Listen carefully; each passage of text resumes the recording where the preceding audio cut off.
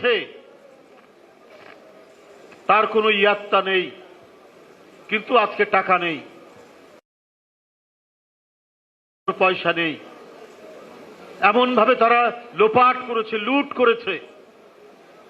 সেই লুটের নিদর্শন এখন মাঝে মাঝে আমরা পাচ্ছি যে যার কাছে সমস্ত প্রাইভেট ব্যাংক দিয়ে দেওয়া হয়েছিল, তুলে দেওয়া হয়েছিল, একবারই দেশটা ছিল শেখ হাসিনার বাপের সম্পত্তি, যখন যা মনে করেছে তাই করেছে। একটার পর একটা ব্যাংক দিয়ে দেওয়া হয়েছে শাহ আলমকে।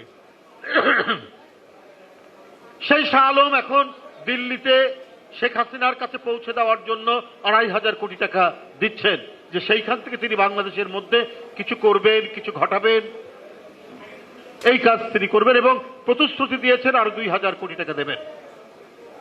আরেকজন নেতা শেখ হাসিনার একেবারে ডান হাত মাহবুবুল হক হানিফ, তিনি বিদেশ থেকে হয় ইন্ডিয়ায় আছেন অথবা অন্য কোনো দেশ থেকে করেছেন। তো আপনি ১৫ বছর ১৬ বছর তারেক রহমানের কারখানার নাম কি, তার শিল্প প্রতিষ্ঠানের নাম কি? শেখ হাসিনা আপনি তো বলতে পারেননি, আপনি তো জানাতে পারেননি বিএনপি ক্ষমতায়, বিএনপি রাষ্ট্র ক্ষমতা পরিচালনা করছে, দেশনেত্রী বেগম জিয়া প্রধানমন্ত্রী, অথচ আপনি সোচ্চার কণ্ঠে বাংলার এক প্রান্ত থেকে আরেক প্রান্তে তারেক রহমানের বিরুদ্ধে কুৎসা থেকে আরেক প্রান্তে তারেক রহমানের বিরুদ্ধে কুৎসা রটিয়েছেন, অপপ্রচার করেছেন, অপকীর্তি ছড়িয়েছেন, অথচ বিএনপি আপনার বিরুদ্ধে কোন ধরনের ব্যবস্থা নেয়নি, মেনে নিয়েছে বিএনপি। এটাই হলো বিএনপি।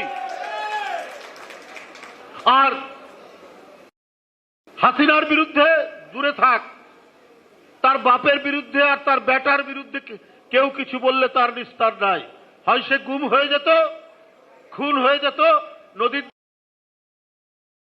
ধারে, খালের ধারে, আর না হলে তাকে মাসের পর মাস থাকতে হতো কারাগারের মধ্যে। এই তো পার্থক্য।